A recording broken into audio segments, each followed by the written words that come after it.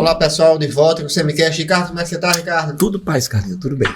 Ricardo, não é novidade que se aproxima assim um suposto embate Renan Filho versus JHC na próxima eleição do governo. Será? E essa é a pergunta. Porque começa-se a discutir no interior do estado, as hostes calheiristas, né? Principalmente vindo ali da parte do Renan Filho, é um discurso, uma narrativa, né? Porque a palavra agora é narrativa, de que o JHC não iria para o embate com o Renan Filho. Não sei qual é o motivo, mas que ele não iria para o embate com o Renan Filho. Seria medo, né? Seria o que vem circulando, né? O discurso semiótico medo, né? E você acredita nisso? De onde vem essa certeza, essa estratégia de marketing? Eu acho que está mais ou menos por aí. Estratégia de marketing que tem um reflexo político pretendido, pelo menos, né? Que é o de tirar possíveis apoios do JHC, principalmente no interior do estado. Das duas, uma, né? Ou o Renan Filho sabe de alguma coisa, porque vem basicamente desse núcleo dele, né? A gente tem visto da assessoria dele, né? Olha, JHC não vai ser candidato. Algumas pessoas ligadas a que já me disseram, né? Não vai de jeito nenhum. O Renan Filho tem convicção disso. E não tem, né? Na verdade, eu acho que ou ele sabe algo que a gente não sabe, e eu não creio que seja isso, ou ele usa isso como uma estratégia de esvaziamento da candidatura de JHC no interior do estado. Porque o JHC é muito forte em Maceió, isso ficou evidenciado, 82%, 83%, né, da votação na capital, mas precisa do interior. Tem ido buscar, por exemplo, apoios em calheiristas históricos, Celso Luiz, por mais que o Celso Luiz, né, tenha uma história mais recente de profunda humilhação, né, por parte do senador Renan Calheiros, do MDB, o senador Renan Calheiros pai, né, mas precisa desses apoios no interior e ele tem ido buscar. Porque a gente sabe, no interior do estado você tem um grupo que está no poder, normalmente é majoritário, né? 60%, 70% da votação, mas tem um resíduo ali que é de oposição. Hoje, evidentemente, você tem, até por conta dos recursos, emendas parlamentares, etc. e tal, e transferências, né, do Estado e do governo federal, né, que facilita a vida dos prefeitos. Mas ainda assim, sempre haverá uma oposição residual ou um pouco maior, mas você vê, 95%, né, dos prefeitos ou foram reeleitos ou elegeram, né? O JHC sempre marca presença ali nesse mas é muito pequena, ainda, né? É muito pequena essa presença. E aí o Renan Filho, evidentemente, atuando para espalhar essa, entre aspas, para ele, boa nova, né? Ele não é candidato, o candidato serei eu, ele não tem coragem de me enfrentar. O que ele diz para alguns, para outros diz que tem certeza que não vai, que ele quer, na verdade, ser candidato a senador, e sabe que não é. Evidentemente, eu não tenho convicção de que o JHC será candidato a governador. Eu diria que tem ótimas chances de ser candidato a governador, e seria bom que fosse. Acho muito ruim, por exemplo, uma situação eleitoral como a de JHC aqui em Maceió. O cara com 82%, 83% do eleitorado, o cara não quer saber se existem pessoas que discordam dele, que têm vozes críticas, não quer saber. Se eu tenho essa maioria absoluta, né, me apoiando, é porque eu estou certo. E isso não é bom. Renan Filho foi candidato a governador, ganhou as duas eleições, mas não teve adversário. Não. Primeiro foi Bill de Lira, a diferença de idade era muito grande, né? O vigor da juventude, né? Até a beleza, né, do Renan Filho. Ele adora isso, né? Dizer que é bonito, né? Enfim, tudo isso ajudou ele, no final das contas, a se eleger no primeiro mandato. Foi uma eleição fácil. O governador, que era o Theo Vilela, a gente sabe que o Theo não atuou para... enfim, um embate com o Renan Filho, deixou correr ali, colocou o Júlio César, né, no final das contas, que era só para constar, para dizer que teve um candidato. Ele tem muita raiva porque disse que eu digo isso, né? Mas ele, evidentemente, você viu aqui, né, o Pinto de Luna dizendo que esteve lá em Murici, né, na fazenda do senador Renan Pai, em que estava até o Vilela, né, e o próprio Renan, e o candidato deles era o Renan Filho. Pinto de Luna, que disse aqui na entrevista do CMCast. Ou seja, ele não teve adversário na primeira eleição. E a segunda, e eu disse a ele, Renan Filho, isso, ele teve como adversário o que era o sonho de qualquer um, que era o senador Fernando Collor. Fernando Collor, gente, era o cara com a rejeição mais absurda, né, que um candidato majoritário teria aqui ao governo do Estado, chance zero, né? Foi ali na campanha, ainda colocou alguma coisa, porque ele precisava também, né, manter o nome dele circulando, né? Mas não era adversário. Adversário não é só para o Renan Filho, não é adversário para ninguém. Qualquer um que fosse candidato contra o Renan Filho, ia dizer que o Lobão, se fosse candidato, podia ser que o Lobão ganhasse dele. A situação eleitoral do Collor como candidato majoritário ao governo do Estado era trágica.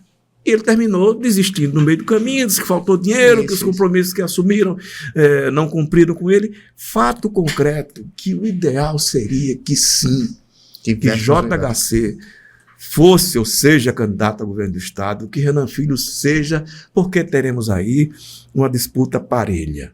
Evidentemente, o Renan Filho tem uma votação majoritariamente vinda do interior do Estado. O Sertão é fechado ali, né, com o grupo dele, de Paulo Dantas, né? Enfim, não só o Sertão, mas basicamente ali é fechado. O Sertão garantiu a vitória do Paulo Dantas, né? Mas tem um adversário que é o eleitorado de Maceió, que é extremamente hostil aos Calheiros e ao MDB. Hostil e cada vez mais hostil, né? É impressionante o nível de rejeição que a família Calheiros tem aqui em Maceió. Basta ver essa eleição aqui em Maceió. E quando se faz essas pesquisas qualitativas, eles próprios fazem muito, identificam isso. Maceió não quer Renan Filho ou Renan Pai como candidato a governador do Estado, mas o interior quer. Não estou dizendo que é certo ou errado, não, porque o eleitor do interior vale tanto quanto o eleitor da capital. Né? Evidentemente, o que acontece, e a gente já falou nisso aqui também, é que no interior tem os redutos, né? Os prefeitos comandam muito mais facilmente os seus eleitores por uma razão simples, há uma dependência enorme dos programas de saúde. A classe média no interior, normalmente, ela é mais reduzida, e essa classe média é que tem mais independência para votar. Um prefeito do interior dá um emprego a uma pessoa que é primo de fulano, que é filho de Beltrano, neto de dona Cicraninha, e ali se espalha, né, esse eleitorado e termina, evidentemente, garantindo principalmente a vitória dos candidatos proporcionais, deputados estaduais, deputados federais, e, é claro, termina irradiando para os candidatos majoritários. O ideal seria, não é a luta do interior, do capital, não. De repente, o JHC cresce no interior e, de repente, Renan Filho também cresce na capital. Mas que fosse uma disputa, que bom, parelha. Né? JHC contra Renan Filho, eu acho que era ótimo, no cenário de hoje do Estado de Alagoas, que isso viesse a acontecer. E tomara que aconteça. 2 projetos. Você falando aí, me veio aqui uma dúvida, quero tirá-la com você. O último grande embate para o governo do Estado foi Theo contra João Lira? Foi. Depois disso, as eleições foram mais tranquilas. Teve o Ronaldo Lessa. O Ronaldo Lessa foi com o Mano Gomes de Barros. Era uma eleição que estava tão definida, por mais ter apoio dos prefeitos, aquilo que termina sendo, enfim, no majoritário, né? E era outro momento da história de Alagoas, né? Mas ali estava, o Ronaldo estava numa fase de crescimento enorme. O Ronaldo tinha sido prefeito de Maceió. Não é isso que pode garantir a eleição de JHC, até porque o Ronaldo Lessa também tinha outro tamanho, né? Exatamente. Tinha outro tamanho. E aquela eleição de 2006, né, Theo versus João Lira, foi uma eleição extremamente interessante. Sim. Eu acompanhei aquilo por dentro mesmo, foi muito bom, até porque tinha um risco de explosão ou de espalhamento, digamos assim, da máquina de matar local, né?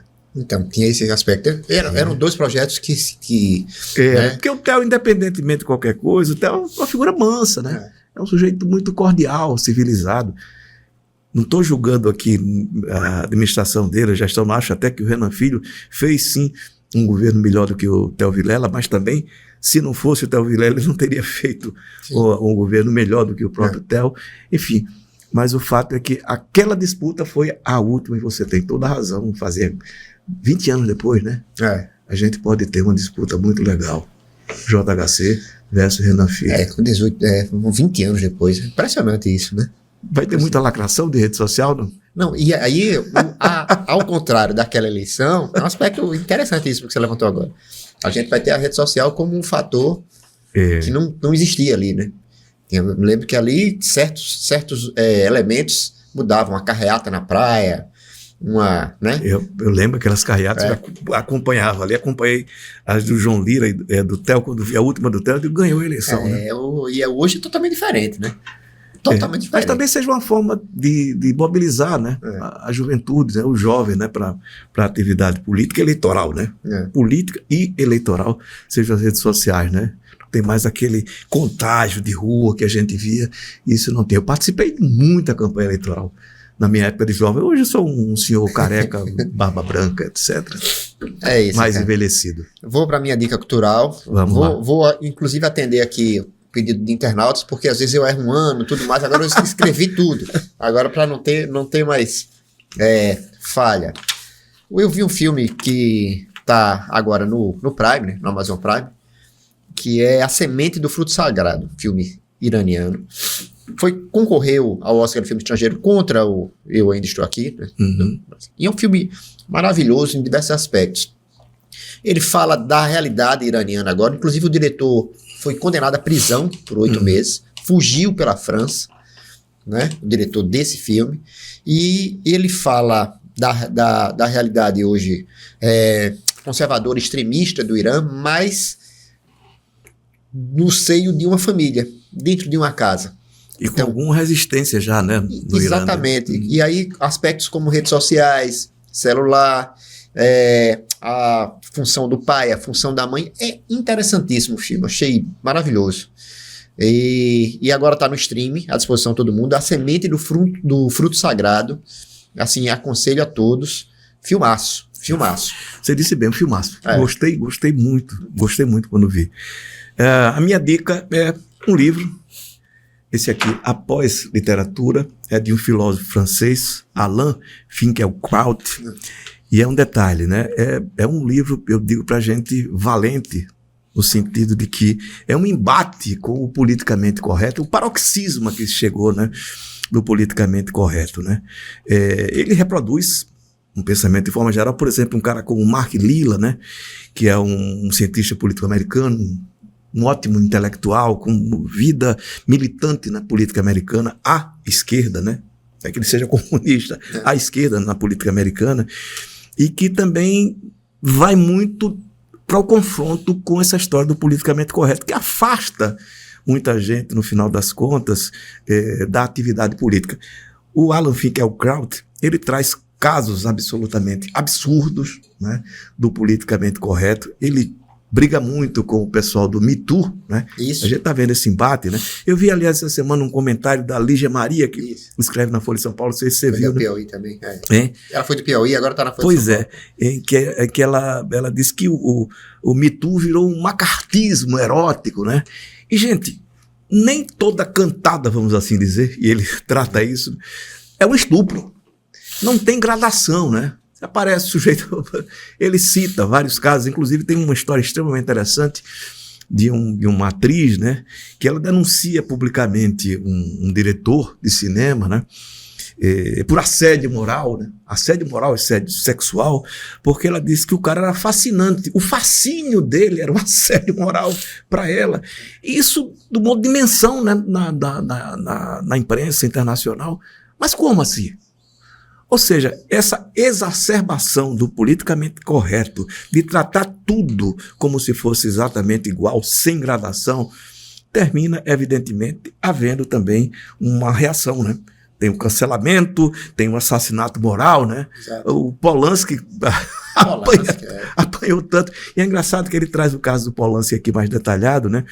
Que tem a jovem, né, que, enfim, que era uma adolescente, né, quando ele transou com ela, então, e que foi tratado, inclusive. Ele chegou a ser condenado para 3 meses de prisão. Proibido de ir para os Estados Unidos. Mas depois ali ele foi proibido porque teve uma segunda condenação, que era praticamente uma segunda condenação à prisão perpétua, né? E ele fugiu dos Estados Unidos e ela, a vítima, ela defende, né? O Polanski defende e diz, olha, isso é um absurdo, né? a pena que tinha de haver, não é que não tenha acontecido, mas não houve, vamos lá, o estupro, houve um atentado, sim, a uma jovem, uma adolescente, o que é absurdo, tem que ser tratado como crime, mas você não pode simplesmente eliminar uma pessoa da face da terra por um momento, né? E no caso daqueles, especificamente do Polanski, né? Um diretor que teve uma vida também trágica, né? E o cancelamento, né? A morte definitiva do sujeito. É a história de tantos outros, né? Que ele narra vários casos, né? Mas é importante, tem alguns pontos abordados por ele, pós-literatura, que ele diz o seguinte, que a literatura não tem mais papel nenhum, né? Na discussão, nos grandes embates intelectuais e políticos, né? Que ele mostra, por exemplo, que nos Estados Unidos, e aí eu acho que ele erra, e erra feio, né? Que o movimento de defesa dos negros americanos ou contra a violência cometida contra os negros, vidas negras importam, né? Ou vidas pretas, enfim, a terminologia aí varia, que ele diz o seguinte, olha, a polícia americana mata 2 vezes mais brancos do que negros. Aí tá para mim um erro terrível dele. Porque não morre como branco os Estados Unidos por ser branco, mas preto morre por ser preto. Então tem erros. É um livro também escrito com fígado, e você vê que tem um ressentimento dele, até por conta dos embates, né, intelectuais dele na academia, mas que vale a pena ver, porque a argumentação dele é boa e chama a atenção para uma coisa chamada fanatização. Qualquer fanatização em qualquer direção é muito ruim. Vale a pena, após literatura. Alan Finkielkraut. Engraçado que a gente está vivendo esse momento do Me Too, possivelmente. Enfim, né? É uma coisa muito, acaba sendo uma coisa muito atual, né? E eu acho que ainda vai durar um bocado, até vai haver um certo cansaço, aí a gente vai encontrar o ponto de equilíbrio, né? É que a história está dizendo, às vezes uma cantada é só uma cantada, às vezes uma idiotice é só uma idiotice, às vezes um imbecil é só um imbecil. Não é um tarado, um estuprador, um criminoso, né? Perfeito, Ricardo. Então, Ricardo, grande abraço. Até a próxima semana. Abraço, pessoal.